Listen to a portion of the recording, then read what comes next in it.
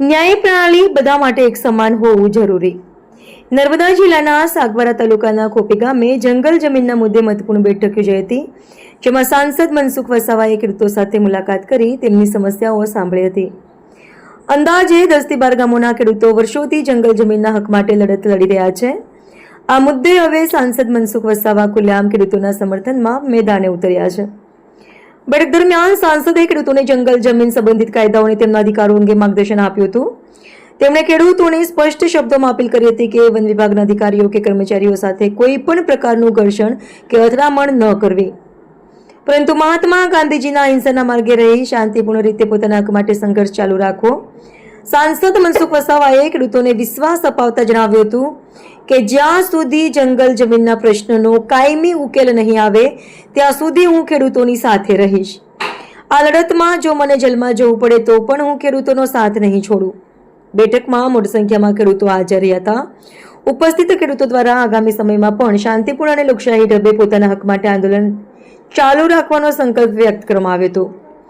ખોપી ગામે યોજાયેલી આ બેઠક બાદ જંગલ જમીનના પ્રશ્ને ફરી એકવાર રાજકીય અને સામાજિક ચર્ચાઓ તેજ બની છે। હવે ખેડૂતોને આશા છે કે તેમની લાંબા સમયથી ચાલતી માંગને યોગ્ય અને કાયમી ઉકેલ સરકાર દ્વારા લાવવામાં આવશે। રિપોર્ટર નાયક પંકજ, સાગબારા, નર્મદા। મતભેદો ટાળવા માટે અમારા પૂરા પ્રયાસો છે। આપની વાત બિલકુલ સાચી છે, પણ જ્યારે અમારો હક છીનવાઈ જતો હોય સાગબારા તાલુકાના ખેડૂતોનો, અમારો જો હક છીનવાઈ જતો હોય તો અમે તો પછી એક વાત મૂકવાના જ છે ને કે અમને જો છોડાવતા હોય તો સુરત જિલ્લાના ખેડૂતો ઉમરપાડા તાલુકાના એ પણ ગેરકાયદેસર ખેડે છે। જેમનું ખેડાણ આવું હતું એવું ખેડાણ એમનું છે, તો અમને જો સાગબારા તાલુકાના ખેડૂતોને જે ખેડાણ અટકાવે તો આમનું પણ અટકાવો, એ તો વાત છે। અને એના માટે અમે સત્યાગ્રહ કરીશું, અમે કરીશું ભાઈ આમને અટકાય છે તો આ પણ બંધ કરાવો।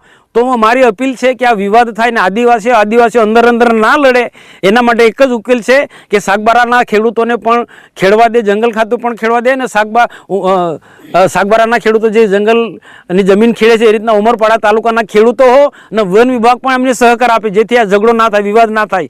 અને ઉમરપાડા તાલુકાના આદિવાસી ખેડૂતોને પણ મારી વિનંતી છે કે આમાંથી આદિવાસીને લડાવવાના ફોરેસ્ટ વિભાગના ધંધા છે, અને આ જમીન આમની પાસે છીનવી લીધી, ભવિષ્યમાં 1-2 વર્ષ પછી આ ઉમરપાડાના ખેડૂતો પાસે પણ આ જંગલની જમીન છીનવી લેશે। એટલે તમે એ બધાની અપીલ છે કે આમાં બધામાં તમે નહીં પડો।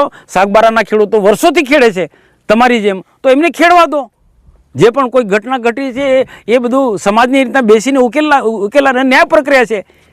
તો પછી આમાં ખેડાણ બાબતમાં તમે નહીં અટકાવો, ખેડાણ બાબતમાં તમે નહીં, વર્ષોથી ખેડે છે તમારી જેમ, સુરત જિલ્લાના ઉમરપાડા તાલુકાની જેમ।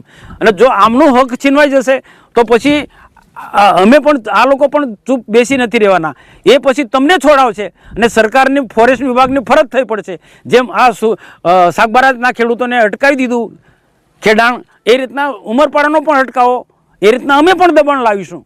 તો પણ આ ઝઘડો થશે આદિવાસીમાં, તો આદિવાસીમાં ઝઘડો નહીં થાય એના માટે કોઈ મધ્યસ્થી બને, અને ખાસ કરીને ફોરેસ્ટ વિભાગના વડાઓ મધ્યસ્થી બને, અને જેમ ઉમરપાડાના આદિવાસી ખેડૂતો જંગલની જમીન ખેડે છે એ રીતના સાગબારા તાલુકાના આદિવાસી ખેડૂતોને પણ જંગલની જમીન જે વર્ષોથી ખેડતા આવ્યા છે 2002થી એમને ખેડવા દેવી જોઈએ।